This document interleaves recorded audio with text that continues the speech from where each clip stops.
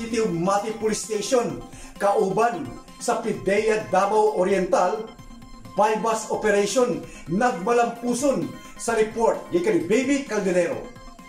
Samang gilusad ng bypass operation sa mga personahe sa Mati City Police Station kauban sa PIDEA Provincial Office Nobyembre 7, 2023 mga bandang alas 9:57 ang takna sa gabi na hidangat ang mga operation team sa maong puro ka pagkakaisa uno barangay Matiao ning syudad sa Mati.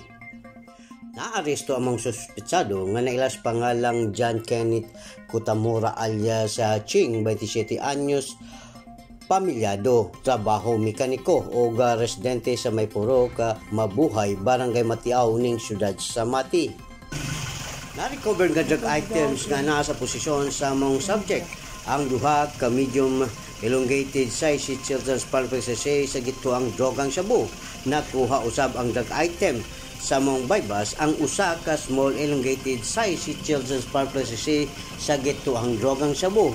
Drug paraphernalia o 500 peso bill nga mark money sa maong bypass. Nakuha usab ang usa ka unit ni Yamaha motorcycle kon color red.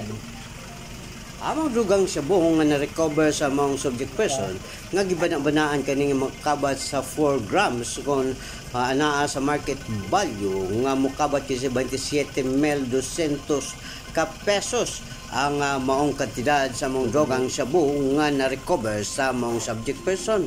Ang maong naarestong suspitsado buot mga tubang sa kasong violation of Republic Act 9165 kon Comprehensive Dangerous Drug Act of 2002.